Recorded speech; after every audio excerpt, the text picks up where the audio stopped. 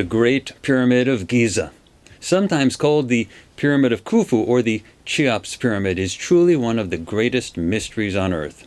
It is huge, and it is built with gigantic stone blocks that seem nearly impossible to cut, transport, and assemble even today on such a massive scale as must have occurred long ago when this pyramid was originally constructed. Legends as to the origin of this and similar pyramids have grown, and some of these legends are now called history. But until now, no one on Earth really knew how these big structures were assembled at a time when tools were rudimentary. Camels and reed boats were the primary forms of transportation, and manual labor was the only means available to construct anything. In short, the legends, all of the legends, were built on total speculation. Authorities often connect all sorts of archaeological dots to weave a tale of who did what, where, and how, but quite honestly, they really do not know what happened back then. All the authorities have are ruins, and archaeological clues, however meticulously dug up, and from these they connect the dots that they select in a manner similar to how people see constellations by looking up at the sky and select stars that appear to outline all sorts of things, from the Big Dipper to Orion, the supernatural hunter. Depending on which dots or stars you select, you get different outlines and thus different legends. But the only thing that will resolve the mystery of the Great Pyramid of Giza is one or more eyewitnesses, something that, believe it or not, is entirely possible today. We can finally put the legends aside, at least for a moment, and take a look for ourselves. If you follow me through this presentation, I will show you data that will turn your world upside down. Data that were collected under impeccable scientific conditions and which, in theory, can be replicated, albeit with suitable training, care, and effort. This is cutting-edge science at its best. And what makes this even more fun is that many mainstream scientists are sitting this one out on the sidelines, caught in the trap of their own beliefs, just as many argued back in the old days that it was impossible to construct a machine that could fly, even long after the Wright brothers were flying their own inventions around quite regularly. This is as good as it gets. Let me briefly summarize just some of the key points of what I am about to show you. First, the Great Pyramid of Giza was constructed using a combination of manual labor and high technology. The largest stone blocks that were used in the construction were floated about 18 inches over the ground using advanced technology while manual workers guided them into place. Second, the mining of the largest stone blocks was done using advanced energy-based cutting technology that literally melted the sides of the stones from the quarry walls to make them perfectly smooth. Third, at least some of the workers mining the largest stone blocks were genetically engineered to be able to work under the harsh conditions required for the job. Fourth, there was apparently some extraterrestrial involvement in overseeing the project. These extraterrestrials may have worked in a manipulative manner, either separately or secretly, from the human elite who ostensibly were controlling the project. Fifth, the Great Pyramid of Giza was only one part of a larger project that had the purpose of manipulating energy on a planetary level that had a communication purpose. It was not just a place to put a burial chamber. And finally, a separate group of extraterrestrials apparently arrived after the completion of the Great Pyramid of Giza, and they intervened with the society, essentially dispelling some destructive ideas and sharing some knowledge. This led to a collapse of the original society as a great exodus resulted when many of the masses left the area. I know all this may seem like a lot to absorb, but the data I am about to show you were collected under impeccable scientific conditions, and the data match the facts on the ground of what we see today. All I ask is that you stay with me. Look at the data yourself and then make up your own mind. I am Courtney Brown, and I am a scholar in the field of remote viewing, as it is performed using methods that were developed by the United States military and used for espionage purposes, or methods that are derivative of those procedures.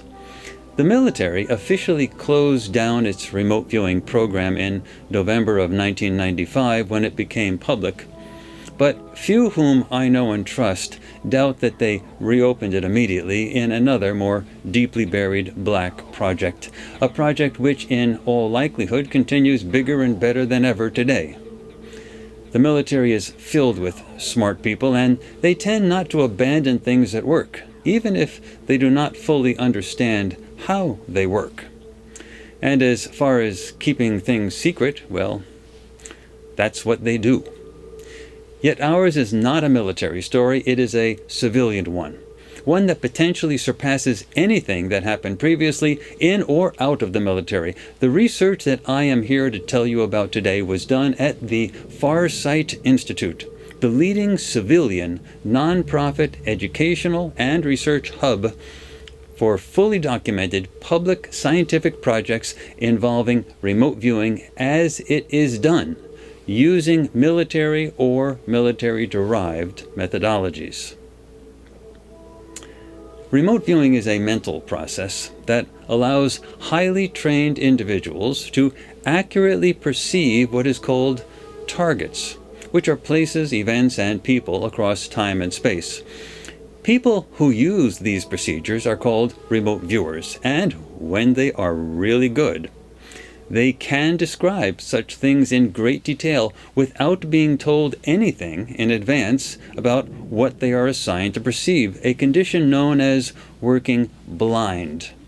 Now, there are only a few highly trained remote viewers in the world today, and I have long argued that this does need to be addressed seriously in the near future. But a few highly skilled remote viewers do exist now, and they are capable of supplying perceptual data that are what some call scary good. I don't have the time today to go into much background regarding the science of remote viewing, but if you want more of that, I suggest that you go to the website for the Farsight Institute, where you can find a huge amount of material, including published, peer-reviewed scientific research. Don't let people who tell you something is impossible scare you away from learning something that is real. In late 2012, I initiated a new remote viewing project that was designed to answer the question of exactly how the Great Pyramid of Giza was constructed. I wanted to know how the biggest rocks were mined and transported, and I wanted to know what the pyramid was used for. What was its original purpose? Regardless of how it was constructed, it clearly took a lot of effort to do it, and it must have had some important rationale motivating its builders. This was clearly going to be an historically important project to be undertaken at the Farsight Institute, so I enlisted the help of two gifted remote viewers who are among the best on the planet currently, Dick Allgaier and Daz Smith. They are both second-generation civilian remote viewers. Dick Allgaier uses a form of remote viewing known as the HRVG method for the Hawaii Remote Viewers Guild that was taught to him by Glenn Wheaton, who came out of Special Forces Intelligence in the United States Army. Daz Smith uses a form of remote viewing known as CRV for controlled remote viewing. Now, that's a methodology that has long been used and taught by people such as Lynn Buchanan, who came out of the Defense Intelligence Agency, or the DIA. Both Dick Allgaier and Daz Smith have participated as remote viewers in many years of public research conducted at the Farsight Institute. They have extensive published and publicly verified track records in remote viewing under squeaky clean scientific experimental conditions. Much of their work in scientific experiments can be found on the website for the Farsight Institute and in peer-reviewed, published reports that are found in a variety of diverse venues. Indeed, scans of all of the original sessions for all Farsight projects, including the one I am discussing now, can be found on the Institute's website. Virtually all of our projects conducted at the Farsight Institute take a long time to complete. This project took approximately a year to finish. There were lots of remote viewing sessions, lots of targets for the remote viewers to examine, and there were also a large number of things that needed to be accomplished prior to initiating the remote viewing component of the project. Finally, there was a period needed to analyze and collect the data. Throughout the data collection period of the project, the viewers were kept totally blind to the nature of the project or any of the specific targets. They had no idea of what they were being assigned to remote view. They were only told via a non-leading email that there was a target and that they should remote view it and send in a session. They also did their work solo, which means that they were alone when remote viewing. Thus, there was no one present at the time they did their sessions who could have influenced the results. Well, after typically more than an hour of work for each session, the viewers each supplied between 10 and 20 pages of detailed written data, including sketches describing each target. There were also some sessions that were recorded live on video. Now, some of the video sessions are absolutely spellbindingly interesting, and I will show some of them to you shortly. Before discussing the remote viewing results, let's summarize what we already know about the Great Pyramid of Giza and why it is such an interesting mystery that seems to demand resolution. There are approximately 2.3 million blocks used in the construction of the pyramid, and the largest blocks are approximately 80 tons in weight. To leverage our efforts to obtain the maximum insight, we focused our attention on the most puzzling blocks, which are the largest, of course. It has been theorized that the Great Pyramid was constructed over a 20-year period. But if that is true, and assuming that technology was rudimentary back in those days, 800 tons of stone would need to have been moved into place each day to get a total of 5.9 million tons. That means that for 20 years, 12 blocks needed to be cut at a quarry, delivered to the construction site, and fully installed every hour of every 24-hour day. Moreover, this was not shoddy construction. The gaps between the rock surfaces are only 0.5 millimeters wide, which is 1/50th of an inch, and the base of the pyramid is perfectly flat and horizontal, varying from end to end only ½ an inch. The four sides of the square base are virtually the same length, varying only 58 millimeters. The sides are also aligned with the four cardinal compass points of north, south, east, and west, according to the true north that is aligned with the stars, not the magnetic north that wanders. And if that is not enough, if you divide the perimeter of the base by the height of the pyramid, you get the classic mathematical entity 2 pi, which historians argue was not even known back in those days. The stone used in the pyramid includes both limestone and granite, all mined from quarries. The largest blocks are granite. One of the most popular legends to appear in our contemporary scientific literature is that the Egyptians made cracks in the original rocks in the quarries and then hammered wooden wedges into those cracks. Then they soaked the wedges with water and caused the wood to expand and the rocks to crack further into usable shapes. Indeed, this may have been a traditional way of working with rocks in ancient times, but no one knows how to do that with the precision that was used for the Great Pyramid even today, So it is safe to say that the scientific authorities really do not know how the Egyptians actually cut up all those rocks, especially the really large granite stone blocks. Finally, the scientific authorities do not know why the Great Pyramid was constructed in the first place. They speculate that it was intended as a burial chamber, but it could be that there was another reason for the construction, or perhaps there were multiple reasons.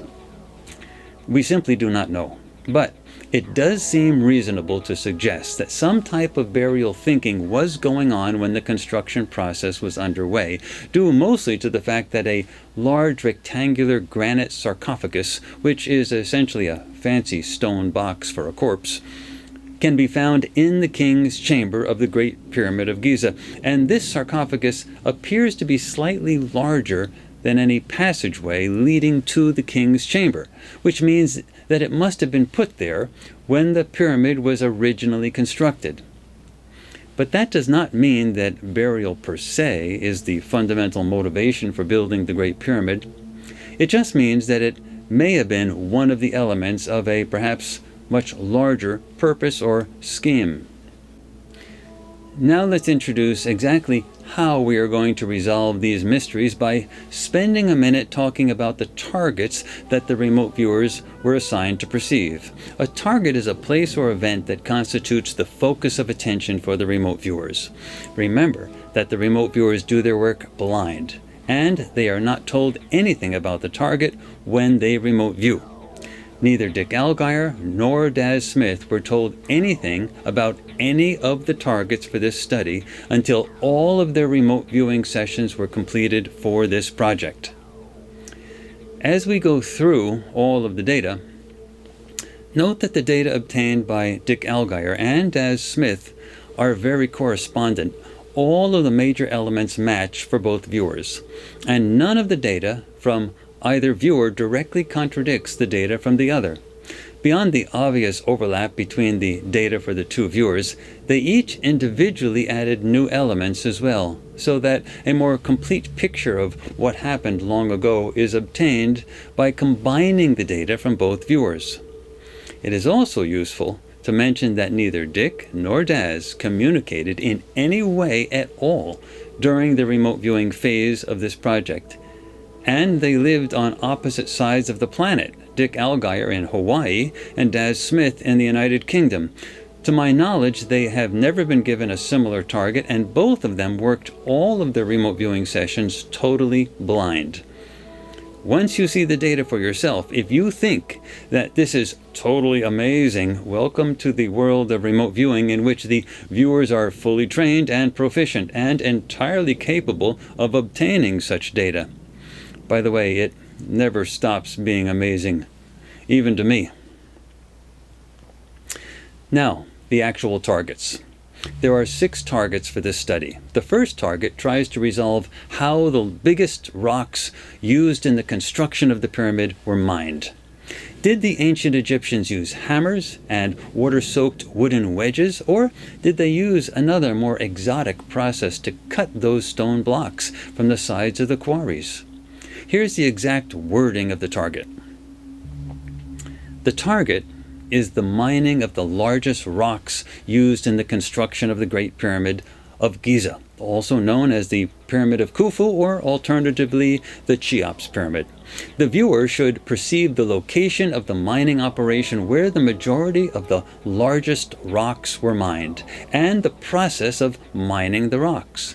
The date and time of the target should be that which is optimal for perceiving the mining process employed with respect to the largest rocks used in the construction of the pyramid. A picture of the pyramid is also part of the target definition, so there can be no ambiguity as to exactly what rocks and what pyramid the target is referring to. The second target for this study focuses on how the pyramid was actually constructed.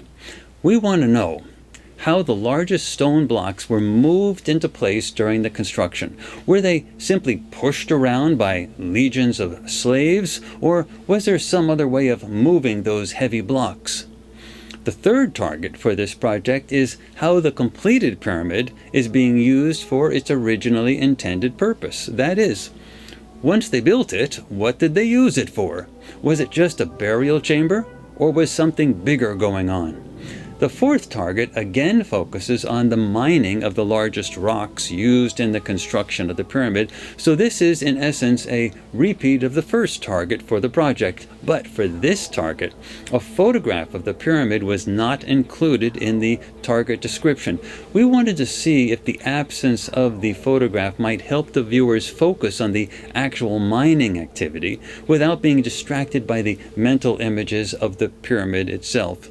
Remember that these remote viewers are really good, and if they see a great pyramid during their sessions, they will likely recognize it as a pyramid and start to describe it. But in this case, we don't want them to focus on the pyramid, but on the mining activity. So this restatement of the first target that focuses on the mining activity, but this time without the picture of the pyramid, was an experiment to see if this new version of the target might get us closer to the mining information that we desired. The fifth target for this project addresses how the largest blocks used in the construction of the pyramid were transported from the original mining location to the construction site for the pyramid. Those blocks appear to have come from the Aswan area of Egypt, and that was approximately 800 kilometers or 500 miles away. With only reed boats and camels, how could the people of that time have transported those large stone blocks such a long distance? The sixth and final target for the project is the subject or subjects who originally conceived of the idea of building the Great Pyramid of Giza in the first place. Thus, once we have figured out how they did it, we really want to know who organized it all, who was in charge, who was the mastermind or masterminds behind the entire project. Well, as you can see, we bit off a lot to chew with this project. No one would blame us if we came up empty-handed. These are complicated questions that have confounded the best experts for as long as anyone today remembers. In the days before remote viewing, and in the days before the existence of people with the level of trained capabilities as remote viewers who participated in this study, such a project would have been impossible. But today, it is possible. And, believe it or not, we now know the answers to all of the questions just raised, as you will soon see for yourself. We know who built the pyramid, how it was built, how the largest rocks were mined and transported, and why the pyramid was constructed in the first place. Moreover, the answers to these questions are more astounding than the questions themselves. If you are ready, let's dive into the results so that you can see the data for yourself and make up your own mind. Again, there were two types of remote viewing sessions done for this project. The first type was done the traditional way using pen and paper. But the second type was recorded on video live while the viewers were working on whiteboards. We will initially focus on the remote viewing sessions that were done using pen and paper. Then we will shift to the videos of the sessions that were recorded live using whiteboards, going back and forth between the original data recorded on paper and the video sessions. The video sessions are expansions of the viewer's original data that were recorded first using pen and paper. Thus, the video sessions really only make sense once you understand the data that were obtained first using the traditional method. Let's proceed in alphabetical order with the first collection of remote viewing data obtained by Dick Allgaier for the first target. Again, the target involves the mining of the largest stone blocks used in the construction of the Pyramid of Giza. How were they cut out of the quarry? Remember that the fourth target was essentially a restatement of the first target, so we can cut to the chase by combining the results for the first and fourth targets. In Dick Allgaier's original session for the first target, he records many images and verbal data involving rocks being crushed, cut, and pulverized with great force, apparently creating sheer cliffs. Great energy was apparently involved in this process, producing gaseous and shockwave byproducts.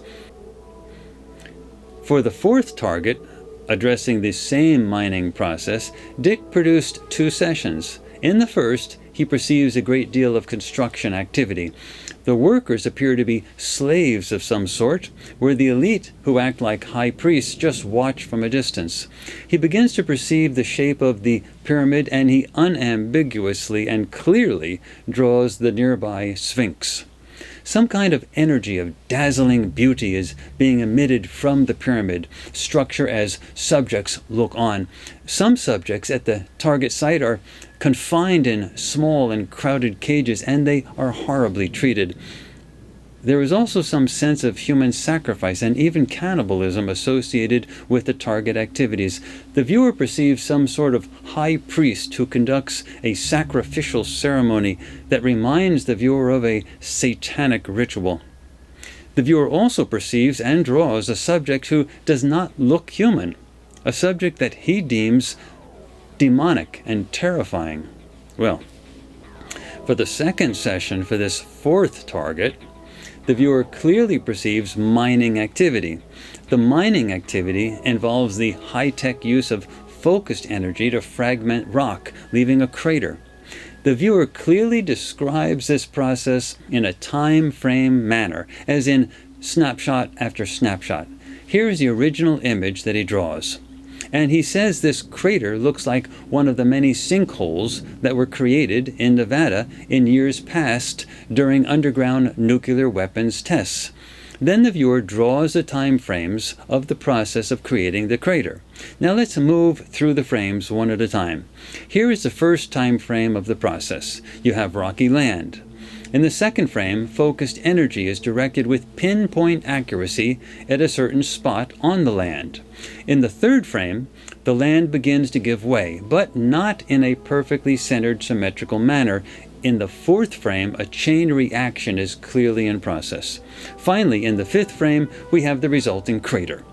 The viewer then writes that the focused energy that creates the crater is like an electron beam that produces what he calls a sizzle spark thwack that causes a chain reaction in the rock. He notes that this would scare birds even 10 miles away. He writes, "This is like watching a nuclear test at a Nevada test site when land shudders, domes, cracks, and collapses. But it is not the same.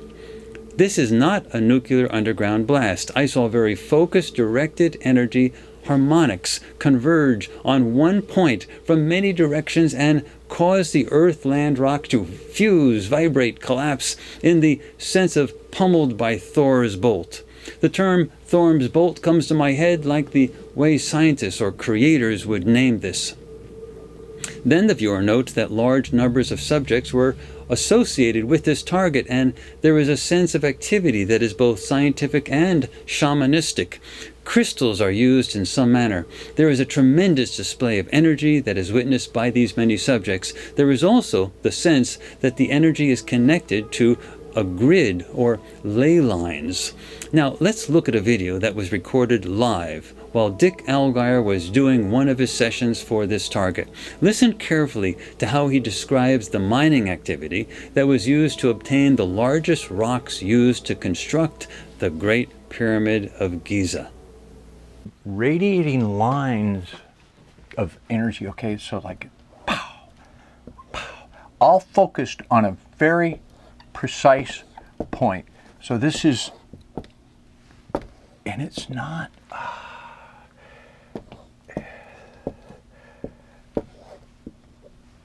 it's like focused beams, but it's not in the visual. You wouldn't see it physically, but I can see it remote viewing it. I can sense the energy coming in, and it's, I don't get a, is there a sound to it? It's a very high frequency. It's harmonic. Energy converges, integers, multiples of component frequency that rings like a bell. Tesla, just intensely focused beams all converge and cause a reaction right here that radiates outward. I can't draw it right. Radiates outward. It's a compression. It comes in, converges, it becomes almost like a black hole and then radiates outward. And it's like when you watch a nuclear test from up above in the Nevada desert, and they show, you can see the land, and the land kind of burps and erupts and bubbles up for a second, and then it collapses down into itself and then radiates out. So it's this energy comes, it reacts, it comes up, and then it collapses down, and then it initiates a reaction, and it keeps radiating out. So here's the initial reaction after these beams of energy that are not visible, but they're frequency waves, not sound waves. There's something very compact and compressed. It happens and it affects the land. And then I just keep coming back to the Nevada test site where the land, you can just see that instant of a detonation underground, something, and it's not I don't think it's a nuclear detonation. It's way cleaner than that and different. It just, the land reacts, comes up ever so slightly, buckles, caves in like a fast-acting sinkhole. So the land kind of sinks and deflates, and as it deflates, it sets off other reactions where the rock cracks, and I think there's secondary fissures, and this happens. And this is just all within a very brief time span. I'm breaking this down. And then later, I feel a shock wave, and I'm over here, like 10 kilometers away. Birds can sense this. Animals like I see a flock of birds. They're startled, and it's not something they hear or feel, but they sense it, and birds take flight and try to escape it. Animals would look up and be uneasy. So these effects, and this is miles and miles, kilometers away, off in the distance. I get this. I just see a flock of birds. Well, so far this does not sound like a bunch of people chiseling rocks from a stone wall. Let's see what Daz Smith also witnessed for these two targets involving the mining process of those largest granite blocks. For the first target, Daz Smith produced 2 sessions. His first session is filled with perceptions of a great many subjects involved in working with what he calls large stone structures. The materials involved are multi-sided solid stone. The sloping sides of the structure being constructed are beginning to become apparent in his early sketches for this target. The viewer connects this target activity with the concept of a spiritual purpose, and even explicitly mentions parallels with the burning bush and 10 Commandments biblical stories. There is also a great deal of physical energy involved in the processes involved with this target. At least a few of the subjects involved in this process have advanced telepathic abilities that seem to connect them with something larger in the sense of the universe. Well, Daz's second session for this target, in that session he clearly perceives the pyramid shape of the large structure being constructed. The viewer interestingly perceives and clearly describes and sketches one door at the base of the pyramid structure that leads down, not up, which is an accurate description of the passageway that leads to the lowest chamber that is cut into the bedrock underlying the pyramid. The viewer states that the structure is made of stone, and that the construction process for this structure involves a great many humanoid subjects. The viewer does not sense resentment or oppression among the workforce, at least not at this point. Nonetheless, he notes that some of the workforce operates in deep pits in the presence of intense heat, fire, and burning. The viewer even explicitly connects the feeling of the target with the sense of the ancient Karnak temple complex. If you are surprised at how accurate these perceptions are, it is like I said earlier. These are among the best viewers on the planet currently, and this is the quality of the data you get when you work with the best. I hope each and every one of you watching this is now saying to yourselves that our world should have a great many more viewers with these trained capabilities. Well, for the fourth target, which is again a basic restatement of the first target addressing how the largest blocks of stone were mined, Daz Smith produced one session. In this session, the viewer absolutely unambiguously perceives the Great Pyramid of Giza in a state where it is being constructed. This is evidenced by the flat top of the pyramid structure drawn on various pages. The viewer also perceives energy in some form emanating from the target structure. This energy and the target structure seem to be associated with some type of spiritual activity, such as communicating with higher beings. There is also a sense of using the structure to transmit a message that states, "This is us. Look at us. This is who or what we are." The pyramid structure is located in a harsh and desolate desert, and the viewer perceives writing that he describes as hieroglyphics. There are many subjects gathered at the target, many coming from vast distances away in a sort of pilgrimage. There is also a religious feel to this activity. It should be clear at this point that it is not possible to fully restrict a remote viewer's perceptions to only that which is defined by the target. One of the reasons for beginning this project with the mining activity was hopefully to postpone the time when the viewer actually perceives the Great Pyramid. But the target description itself can only place the viewer's perceptions in a location and at a time. It cannot stop the viewer from noticing something that he or she may find interesting near or related to the target location. In this case, Daz Smith immediately noticed the Great Pyramid of Giza at a time when it was being constructed, which is entirely accurate with respect to the timing of the first target that addresses the mining activity. This is why we like to have multiple viewers for each project. You never know until all the data are in exactly what part of the target each viewer may perceive and describe, and you stand a better chance of getting a more complete picture of the entire situation if you have multiple eyeballs at the scene, so to speak. In this case, the data that we obtained from both Dick Allgeier and Daz Smith were entirely consistent with the given target and with each other, and the data seemed to suggest unambiguously that simply using manual labor to construct a large burial chamber is not what the Great Pyramid mystery is all about.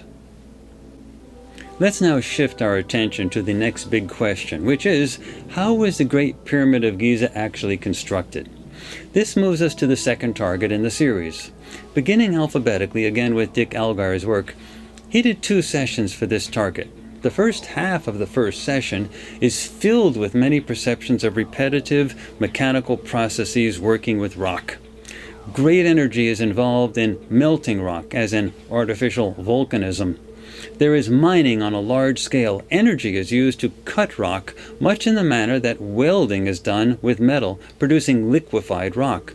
The viewer explicitly describes what looks like high-tech alien mining.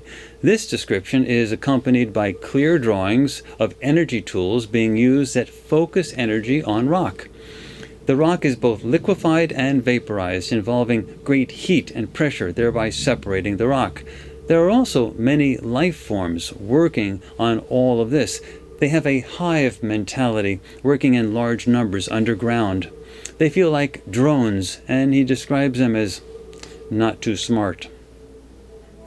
In Dick's second session for this target, he perceives drone-like humanoids who are genetically engineered to work under extremely harsh and polluting environments involving high-tech processes used for constructing large rock structures. The environment is like a foundry with toxic air quality. Everything is high-tech. Energy is used to melt rather than blast rock. Construction is on a massive scale, and large underground tunnel complexes are involved. The workers seem to be grown from fetuses in artificial environments by beings whom the viewer perceives as praying mantis in nature. Watch and listen to Dick Elgire describe all of this with this session recorded live on video. This is inside. This is more earthy. This is very dense right here.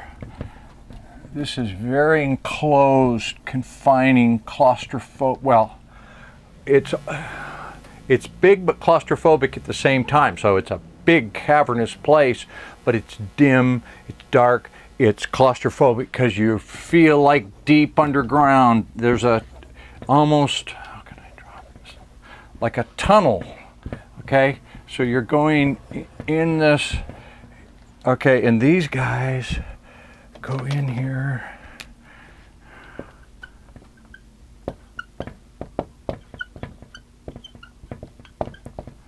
The sense of descending. This really feels like miners going into a mine, but they're not like miners.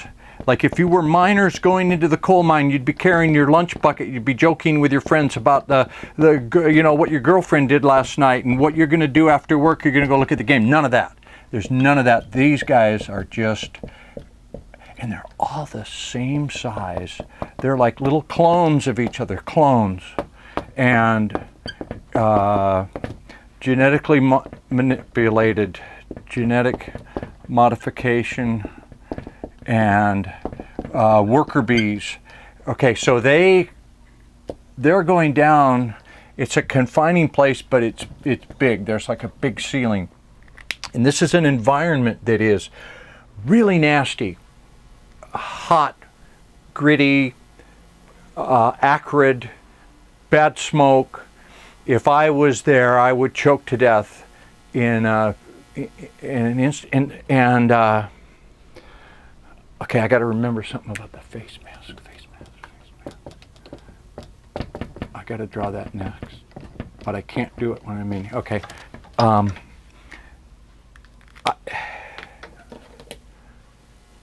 There's a glow down in here.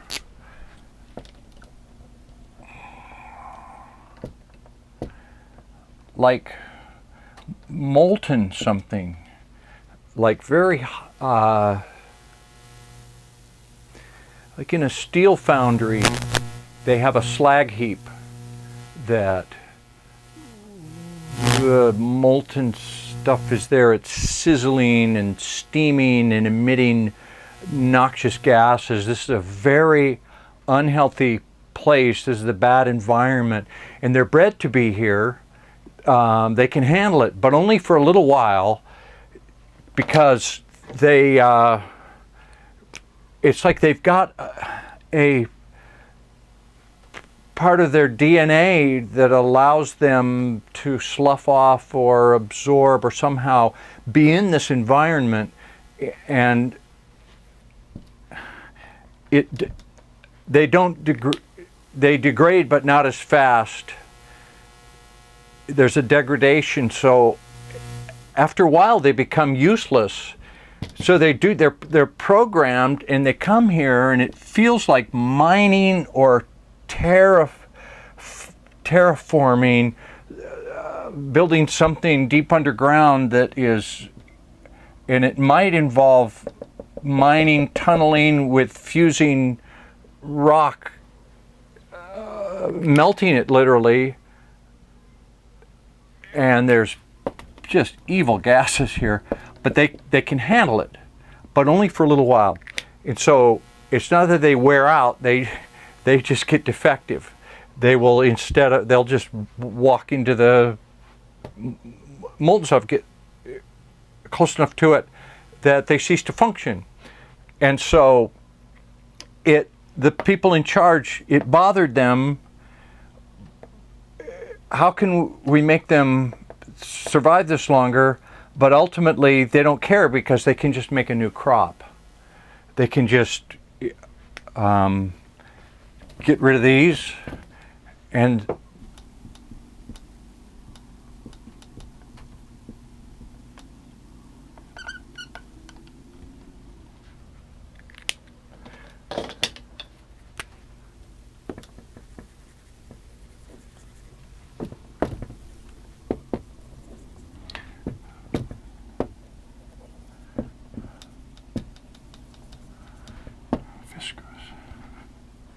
viscous. I can't spell when I'm viscous. Viscous? How do you spell that? Viscous. Thick. It's a greenish, it's a thick fluid. These are fetuses. There's a room full of these, man. Okay. These are the, it's like they don't have souls. They're just grown in a solution to be genetically engineered robots. And if they have a soul, it's a very primitive soul, like just enough to animate it, but not enough to give it aspirations and humanity. It would be like a way lower life form. Because this environment is so bad, there's a face mask thing, and they're just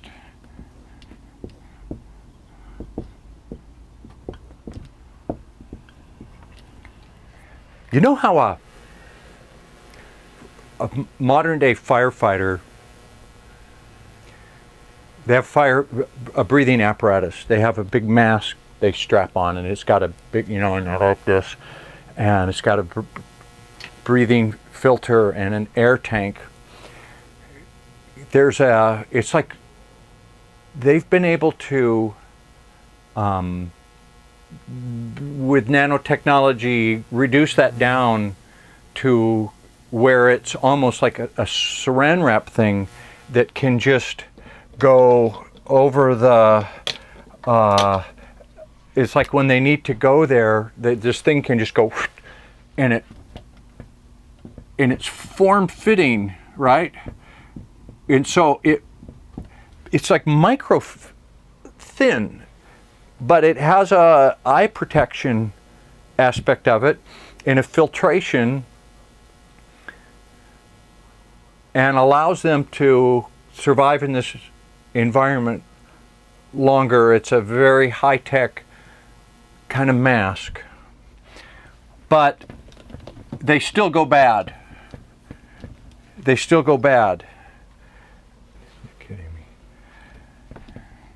Oh, God.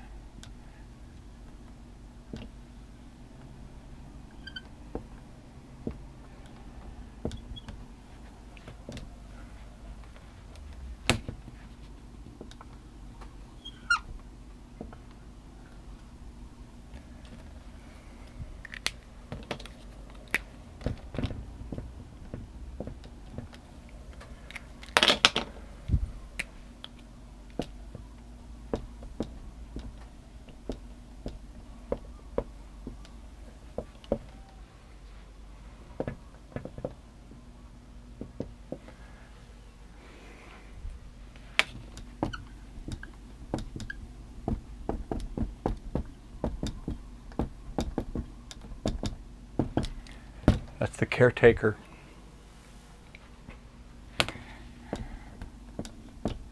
That's the overseer. Actually, it looks like Elephant Man. It's not Elephant Man. This is Praying Mantis Lady. Okay. Did I say that? This is not.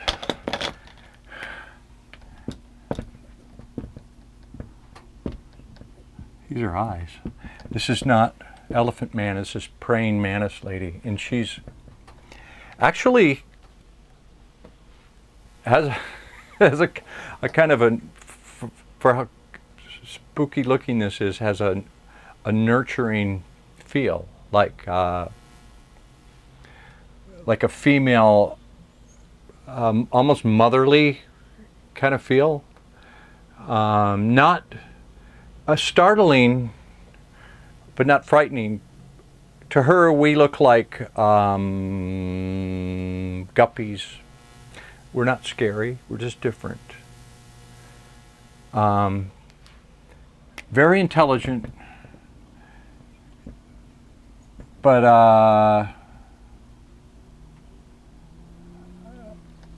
caring in a certain way. Businesslike, but a nice, it's oh man, I gotta deal with this for a minute. Hang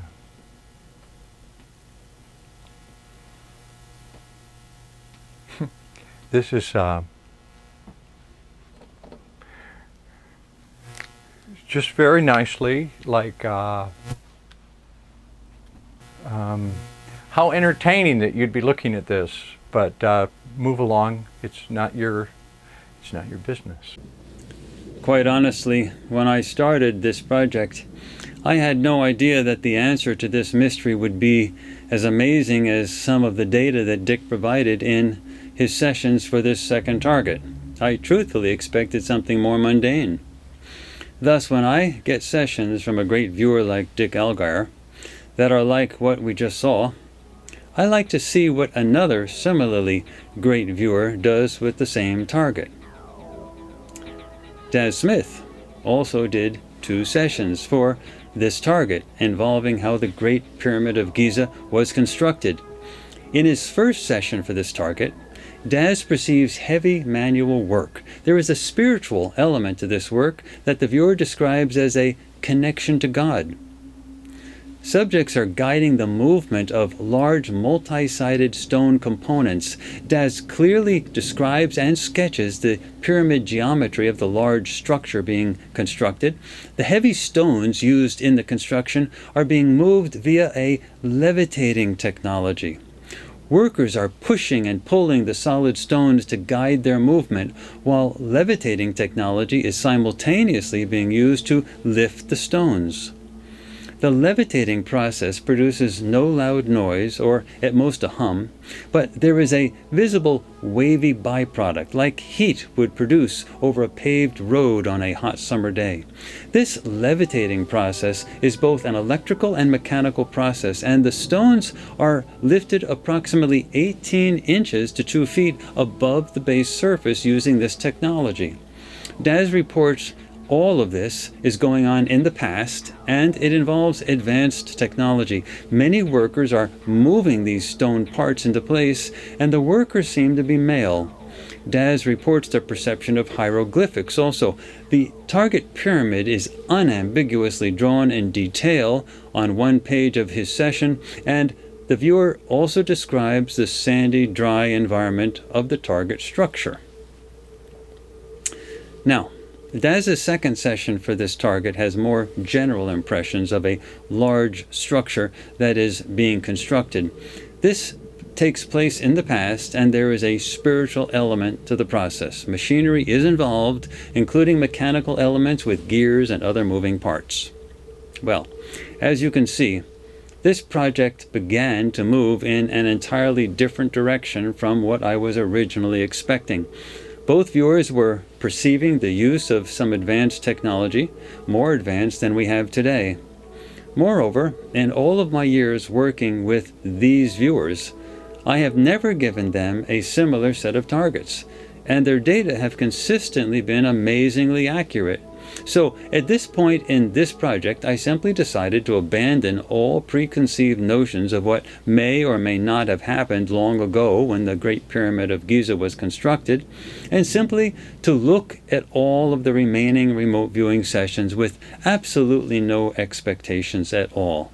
And I am glad I did that, because I was in for a surprise. Now let's move to the third target in the series and find out how the fully completed Great Pyramid of Giza was used for its originally intended purpose. That is, let's find out why the people who built this thing actually built this thing. However they built it, and even if they used advanced technology to cut the stones and move them into place, it still was a major effort of construction for a structure that is essentially solid rock. I mean, there isn't a lot of room space in the pyramid, so the builders were obviously not using it for simple shelter from the elements. So why did they build it? That really is the million-dollar question. Beginning with Dick Allgaier, he conducted 2 sessions for this target that focuses on how the Great Pyramid of Giza was used for its original purpose. In his first session, the viewer describes both verbally and with detailed sketches a collection of pyramid-shaped structures that are separated by long distances yet connected with energy. The connection between the various structures appears to follow some type of energy pathway, or what is sometimes called ley lines. That is, the various pyramid structures themselves appear to be connected energetically. The energy connecting the structures seems to be, at least in part, electromagnetic in nature. There is the sense of earth frequencies. The energy moves through the earth, and it is either not natural or it is being harnessed and controlled. The viewer clearly draws the pyramidal structure of the target, accurately noting that the structure extends underground as well. The energy that connects the various pyramidal structures appears to run in straight lines. The viewer then draws in detail a collection of pyramids that seem to be closely spaced, and explicitly states that this large, complex, and beautiful symmetry reminds him of the pyramids when they were alive, here referring to the pyramids in Giza. Near the end of the session, the viewer describes both verbally and with sketches subjects participating in the flow of energy related to the target structure.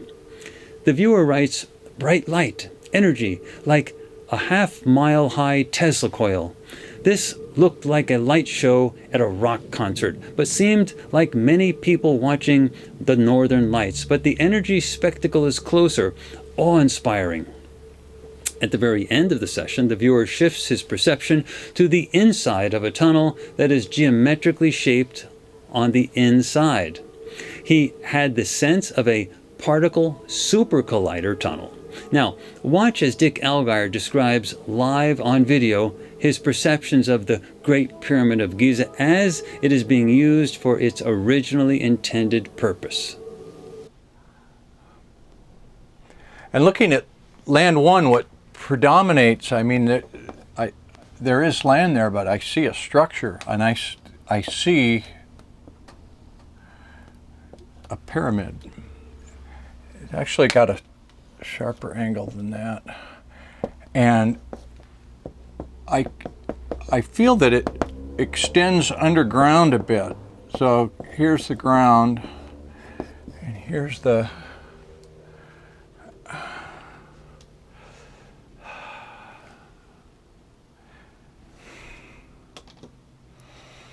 and this is beautiful. This is this top is almost shimmering, or as if energy is. The whole thing seems to radiate energy. It's not dark stone like the pyramids. It's beautiful, but it's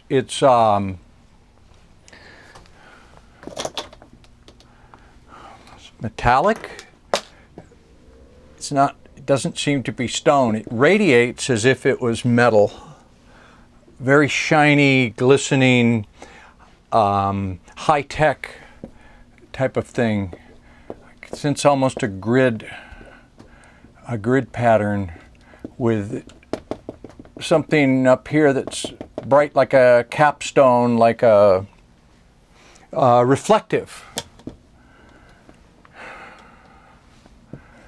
And the land, I see some people, very small here. Land is not jumping out at me. So my first land gestalt is the energy is radio frequency, RF energy. So there's a beatific light energy, and there's also, this is emanating some type of RF. There's a very charged feeling to this. Charged, the right word? Active, alive, oral, almost an oral energy around this. So that's my land 1 that is dominated by this structure, which, I gotta say it seems pyramidal, like a pyramid. Okay, I'm gonna try to take a wider look at land now because I was so focused in on that. So this is gonna be Blackboard land 2.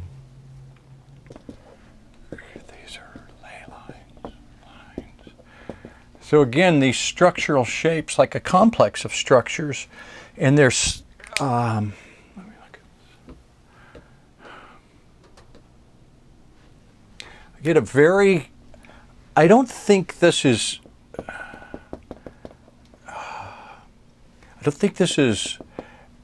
actually visible to the naked eye in the visible spectrum so much. It's not like a furrow in the land or a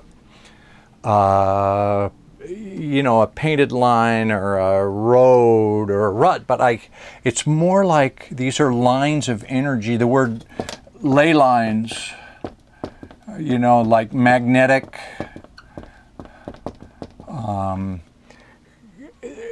some grid of energy that is connected to these structures and is associated with the land. Earth frequencies. Frequencies of the earth, they resonate. Earth frequencies resonate. Earth frequencies. But they're visible to me when I look on Blackboard as an energy pattern. And there's a very strong one, like here. This is out of line, but it bisects. These are here to bisect this. I didn't draw that right, but there's a magnetic earth frequencies resonance, energies resonant, that's on a line there. So that is land 2, again dominated by structures, but energy grids. I don't know if they're harnessed. Are they, let's see if they're tapping it or creating it. Tapping it. So I would say these points here are not generating, they're tapping.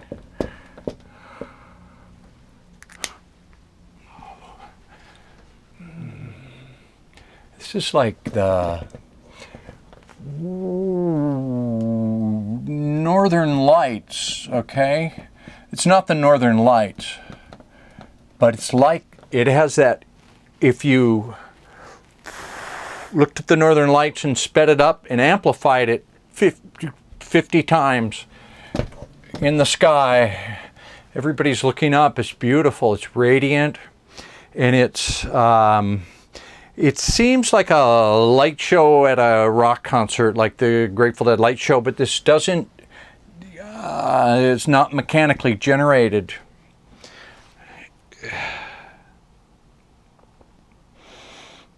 It's like a, those, like a Tesla, what do they call it, a Tesla coil, or that, they have those things that you, the energy is out like spider webs and you touch the ball, and it'll touch your finger and the energy goes to it. That's what this is like, only you're in these people and this is up in the sky. Very beautiful light show. Dick Allgire's second session for this target has two themes.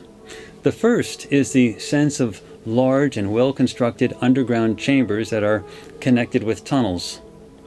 The second theme is the idea of native people on the surface, that is not underground, involved in agricultural pursuits.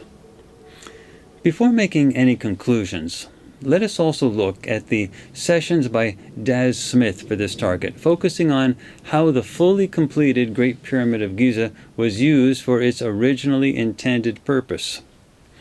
Daz did one session for this target, and in that session he noted that the structure's placement on land is key to this target. Life, land, and structure are working as one for some intended purpose or goal. He perceives the massive angular structure that was a monumental and long undertaking. Daz notes that the result of constructing this structure will involve some manipulation of the environment. He accurately describes the structure as having sloped sides. There is also some kind of walkway or ramp to the structure, which is an accurate description for the original layout of the structure. Then, Daz states that the purpose of the structure is to assist in the communication with God or higher beings. Crucially, the building of the structure is perceived to be as important as the resulting finished structure. Daz clearly notes in his session that whatever the original purpose of the structure, its original purpose seems now to be lost somehow. Daz clearly draws the pyramidal shape of the structure that is constructed with large blocks, observing that when finished it is gleaming and white. Again and again he draws the pyramidal shape of the multi-layered structure. Well, it clearly seems that the original purpose of the Great Pyramid of Giza was not simply to serve as a burial chamber. Something active was going on. Somehow, the pyramid was part of an effort to channel energy, perhaps planetary energy, and to use this energy for some spiritually related purpose. Moreover, this energy was apparently quite real, not an imaginary thing. Given the effort required to build the Great Pyramid of Giza and the other connecting pyramids located on Giza and elsewhere on the planet, one can only assume that those who organized this effort knew something real about how to use the available energy for some kind of communication purpose, something that we may not yet know about or understand. But let's take this one step at a time. We have lots more data to go through. In fact, let's backtrack to examine something real and practical, which is how the builders managed to transport those big stone blocks from the quarry where they were originally mined to the construction site on Giza, approximately 800 kilometers or 500 miles away. This brings us to our fifth target for this series. Specifically, the target is the transportation of the largest rocks used in the construction of the Great Pyramid of Giza. Beginning with Dick Allgire, he conducted two sessions for this target. In his first session, he describes a great many people collectively working with stone.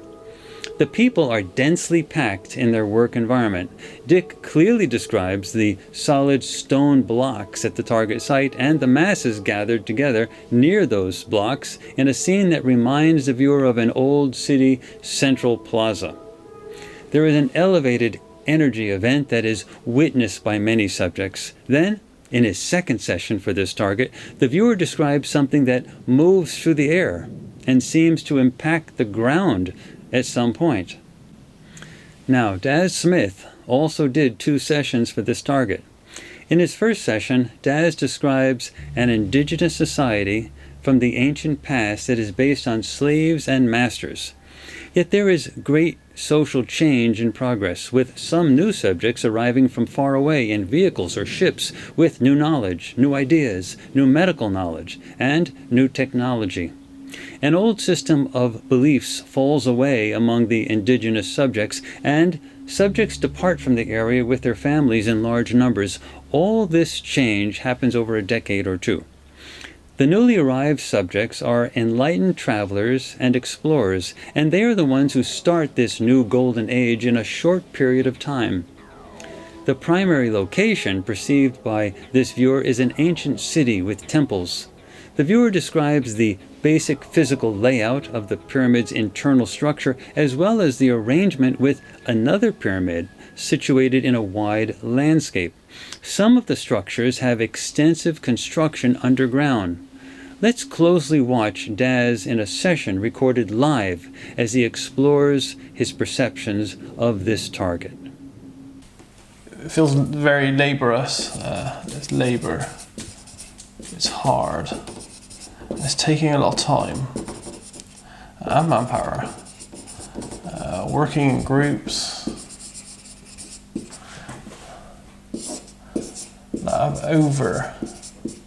Overseers. So the groups are smaller, intense, and they know each other. With a tiered structure, there feels like a dominant element with others underneath. And then these feel like they work harder, as always, I suppose. Almost like a slave-master relationship.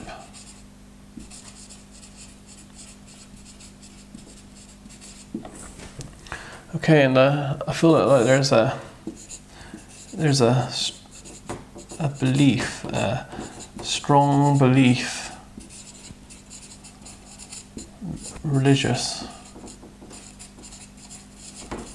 feel to the life, and that feels like it's part of the reason behind their drive and their purpose and everything they do.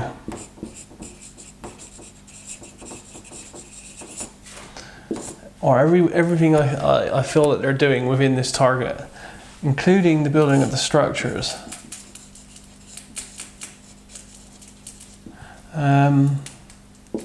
Stems from a solid purpose and belief.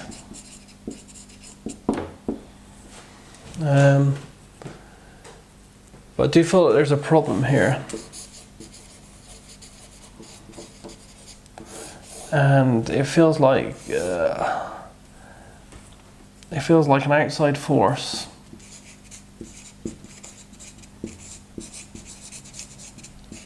Shatters that belief.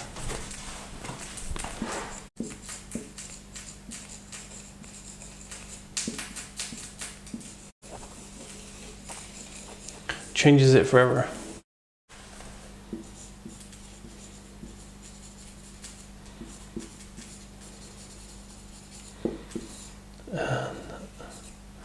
And this feels like it's an outside influence of other life forms. It's hard to put my finger on. I want to say travelers. It feels like life that has travelled.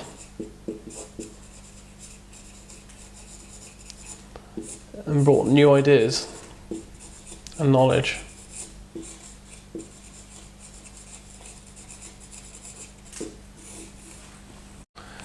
So there's definitely a society that looks like it has a couple of structures to it. Some with more knowledge above a lower structure, a bit like a slave-master relationship, as we have nowadays to some degree. The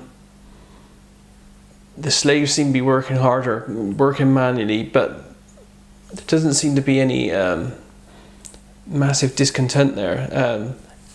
Both parts of this structure seem to be belief driven. There's a real purpose behind what they're doing, and what they're doing is also leading to structures or components being built and moved, rising structures. But I do see that a problem occurs, which feels like it's an outside force which really shakes and shatters their beliefs, changes them completely from then onwards. And I think that this outside influence feels like it's from another bunch of life forms that I would class as travellers. They travelled a long way, they felt like they've come a long way, and then they impart knowledge, new ideas, which changes the way of life of this previous group. Okay, so yeah, an outside interruption in this society, and from what looked like predominantly male life forms that travel a long distance in vehicles which feel like I have to name them ships. Their intent was mainly peaceful. They didn't intend any harm at all, but I think that just their interaction alone did cause some harm, but I don't think it was violent harm. But they had the power to use violence if they needed to. I feel they may have done, but I don't think that was the whole problem of the interaction. What they did do though, they did share knowledge and ideas, which did open the eyes and change the patterns and the social makeup of the indigenous people in some way. May have even stopped them building, because I have a feeling that this had an effect on these rising structures.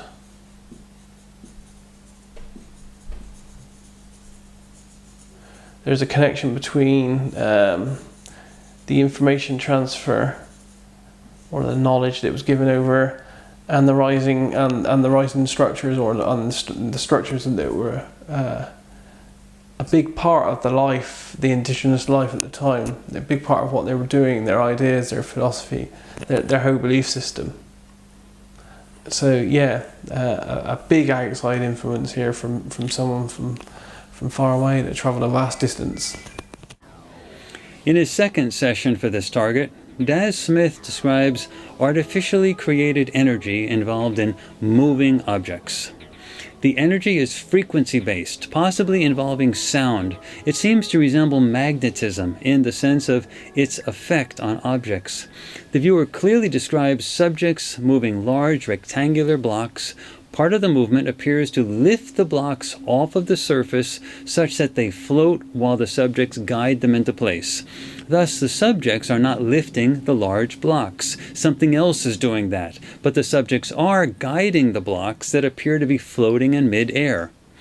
The viewer describes how the large blocks are moved up ramps while being assisted by energy. It is a combination of both low and high tech. Because of the energy that lifts the blocks, moving them is not difficult. Daz notes that it is as if the blocks are sitting on a cushion of air. Many of these perceptions were recorded live in riveting detail. Okay, yeah, so there's definitely something solid. It feels blocky. So it's solid. It feels man-made or manipulated.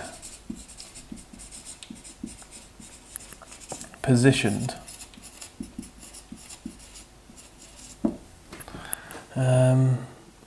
Very strange the energy. This feels like there's an energy involved. So I'm just going to do it like this, because this is how it feels. So it's an energy. And it feels buffered. Or it feels like it's buffering. Almost like wind, but with an element of sound. I can hear a hum, a deep, low noise. Not annoying, but there's a noise there and it's everywhere.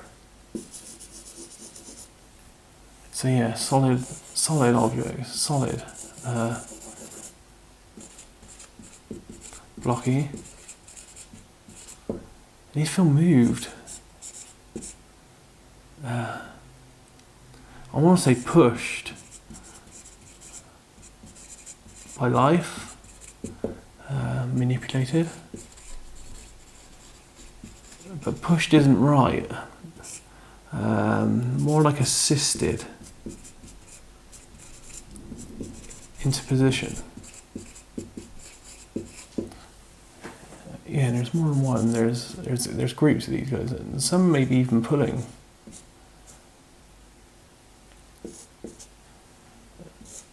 Yeah, so it definitely feels like there's quite big, solid, heavy man-made structures or objects here, and they feel like they're being assisted into position, almost like pushed and pulled. But that doesn't feel like the pushing and pulling doesn't feel like it's the only or primary source here. There's this energy, and I can't exactly tell where this is coming from at the moment, but it feels like it's everywhere around the life and the structures. And this feels like it's buffering and blowing, and it kind of has this cyclic, repeating but powerful motion. It buffers all around, dissipates outwards slightly, and it does feel like it's creating some kind of buffered motion, almost like I want to say it. You know, I'll have to AOL this of hovercraft at this stage, because it kind of feels like it has that kind of motion where it kind of like pushes up and outwards. Yeah, in a skirt type of effect, pushes up and out, and it just feels like there's something here above it. So yeah, almost like a heavy solid object on a cushion of energy, buffered air, energy, noise, all one kind of mechanism really. So it feels like, hard to describe, it feels like something coming up and around and then up again, moving up and around and being manipulated. This is definitely structures. This is definitely solid, heavy.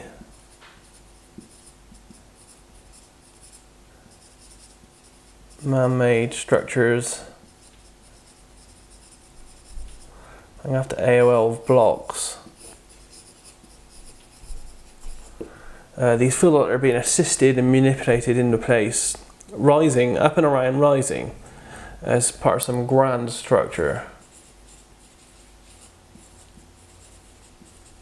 And I feel like they're being placed, being moved, positioned, placed.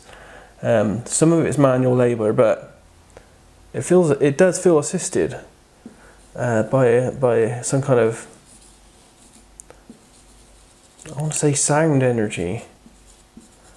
I'm not sure sound is the right word. I mean, sound is involved in this, but it's not wholly sound on its own. It's almost like a sound plus. Yeah, so they start off lower, they're moving up and around a structure and up, almost like on a platform. Assisted movement on a platform, up and around a structure into place. So I get this stage of detail here. So I'm going to slide and describe more detail. Okay, definite block feel here. Feels heavy, solid, and there are men or males. There's more than one. They're at all sides of this thing. There's a motion. So there are males and they're moving or helping a structure be positioned. Now this motion feels it's fluid. Now there is a manual element to this, but this doesn't feel strength based. It feels more like positioning.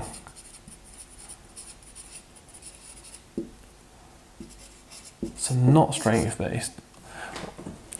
I don't want to say wholly on this though, because there is this interaction. There is this sound interaction. This buffered, buffering. So we have the solid here, and we have this buffering, and it's pushing against, and it pushes back down. But it's very strange because it's all cyclic at the same time, all repeating. I can't quite describe it. I've never felt anything like it before. I want to say magnetic, but it's not magnetic, but it's got a push and a pull.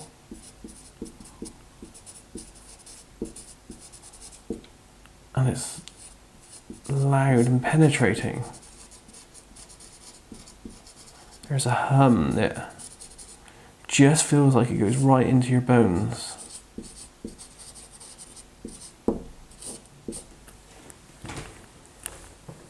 Yeah, so it's pushing, moving this.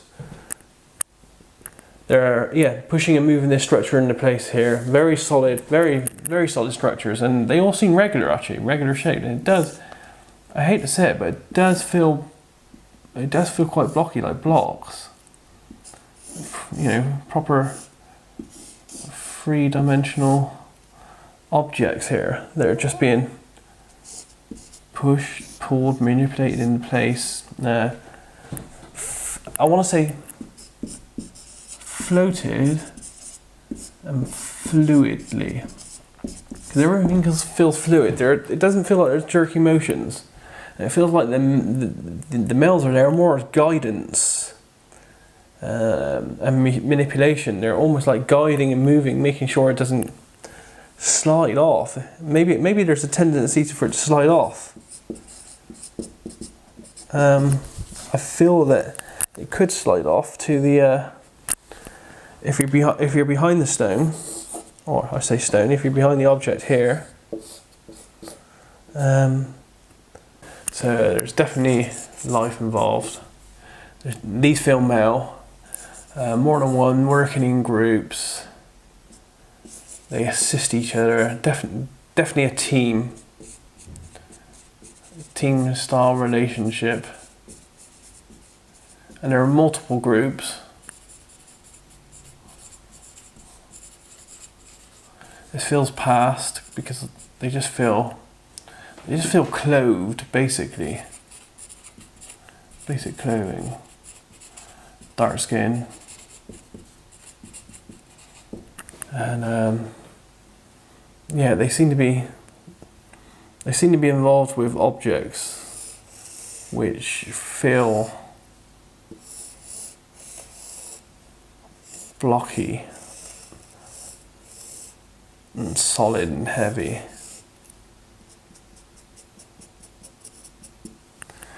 And it feels like they're moving these. So we have a 3D block here that feels like it's being moved, pushed and pulled.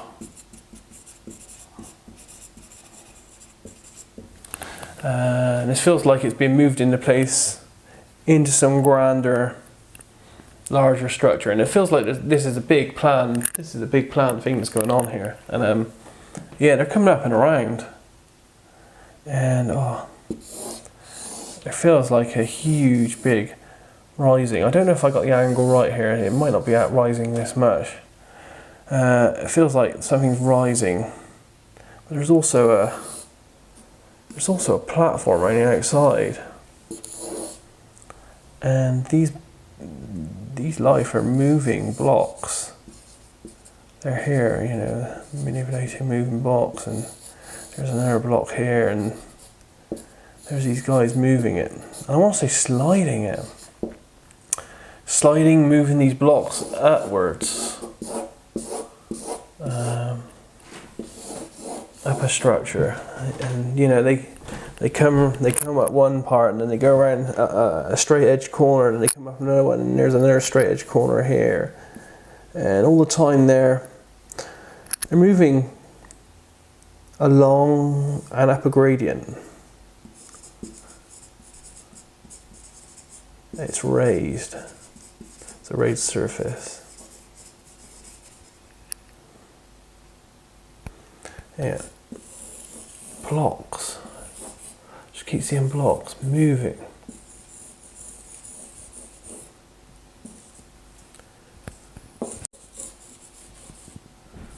And this man, they are kind of hands-on. They're like pushing, moving, and there's more than one.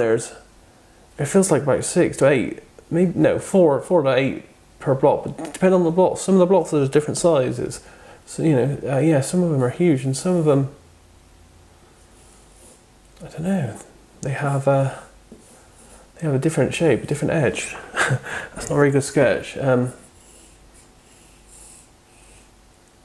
can't draw it. Yeah, they feel like they have an edge or a lip to it, an extra edge or a lip to them. Maybe a corner, maybe it's a corner part or something. Life forms, probably male, probably from the past. They feel like they're working with man-made, moved, naturally carved or naturally made large heavy structures, and they feel like they're moving them into position, moving them into place over a distance. Part of this is done with labour, but part of it's done with an energy which feels like it's a buffering cyclic energy, very slidey, a bit of noise involved, which feels like it comes from a technology, an advanced technology, I would say. Maybe even foreign. It doesn't feel like it belongs to the people that are using it. They don't feel like the ones moving the blocks here don't feel like they know too much about this stuff that's happening. They're just using it. The sessions for this target, completed by both Dick Allgaier and Daz Smith, clearly indicate that these large blocks were not moved through simple physical effort. The blocks moved through air, and energy of some type was used to move them. The idea that these large blocks were transported on, say, reed boats from the Aswan area can now be discarded. Given the size and weight of those stone blocks, that was quite a stretch of an idea in the first place. There are numerous forms of levitation that are known to us today. Some high-speed trains use magnetic levitation to keep them from touching any surface when moving from place to place. There is also a form of acoustic levitation that uses sound waves to lift objects. Obviously, our use of such technologies is in its infancy, but we know enough now to understand that in principle, it is possible to float objects in mid-air in order to move them. However the levitation was accomplished, it appears that this process resolves a major mystery about how the large stone blocks were moved from one place to another.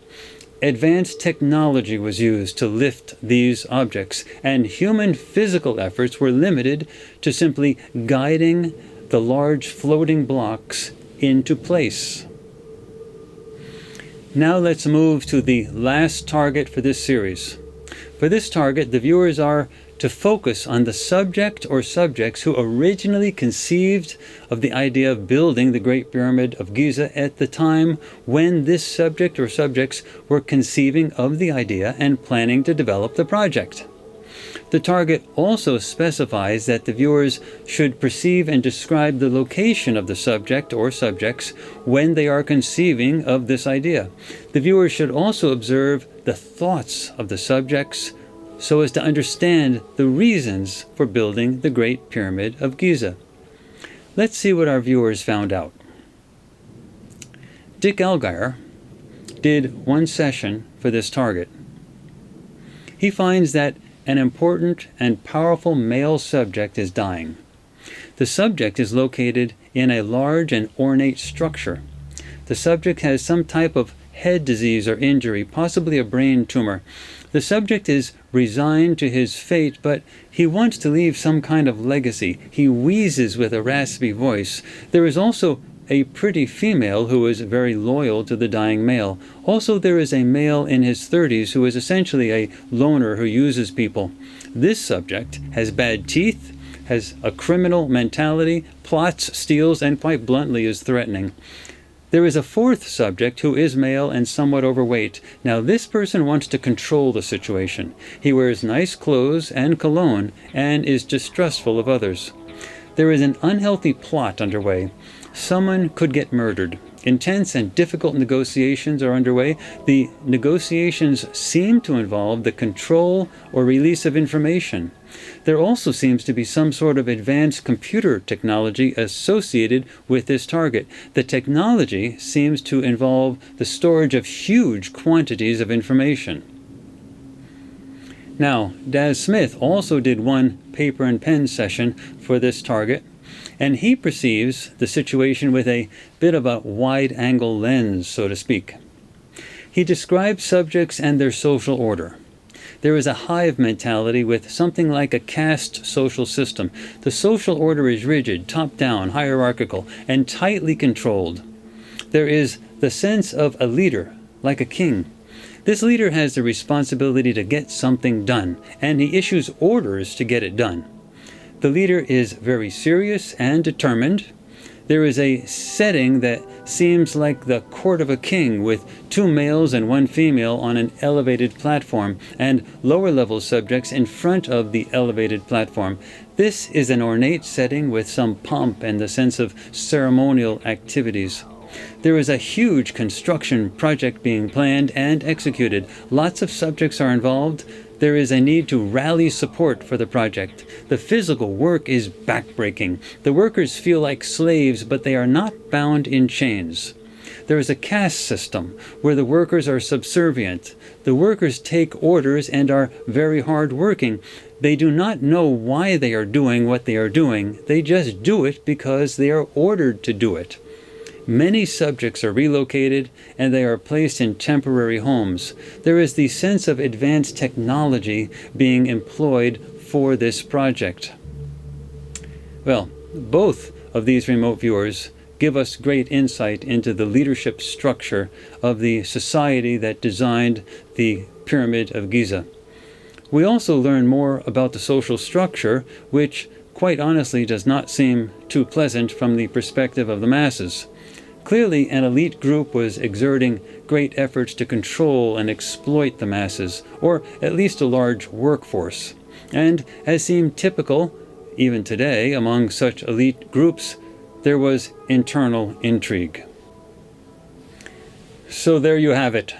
The Great Pyramid of Giza was constructed using a complex mix of manual labor and advanced technology. The construction may have been manipulated or assisted by some extraterrestrials who seem to have worked behind the scenes. There was also plenty of human drama and intrigue involved, more so than is contained in any Hollywood movie about that time. And it is not clear how much the humans were aware of the extent of extraterrestrial involvement in their plans and activities. Some of it would have been hard to miss, of course, such as technology that levitated stone blocks. But there is no evidence in these data that suggests that the humans themselves of that day had developed the level of technology to do this, nor the technology to clone workers who could survive the harsh mining environments. It also looks like the drama was interrupted at some point, apparently after the Great Pyramid was fully constructed. What interrupted it was the arrival of highly advanced beings from far away traveling in ships. I can only assume that we are talking about other advanced extraterrestrial beings, ones that had an entirely different agenda than the extraterrestrials who had been involved with the pyramid construction project in the first place. The appearance of these newcomers disrupts the society, and the masses depart over the period of a few years. It goes without saying that I wonder if this is a more accurate description of what happened long ago with the so-called exodus of Israelites from Egypt. The biblical story does in fact say that the Israelites were essentially a slave labor group in Egypt involved in the construction of the pyramids, and that they left after intervention from God. Would the people of that day have interpreted advanced extraterrestrial activities as originating from God? It certainly seems possible, and I must admit that I am intrigued by the parallels between the biblical stories and what we have seen in these remote viewing sessions. Yes, we have found many answers to old mysteries with this project, but we also have many questions, some of which are new. Now we can question everything that we thought we might have known related to that period. For example, it makes me wonder if Moses actually did go up to the mountain to obtain the 10 Commandments, exactly who did he encounter up there? Was it God or an extraterrestrial with a light show?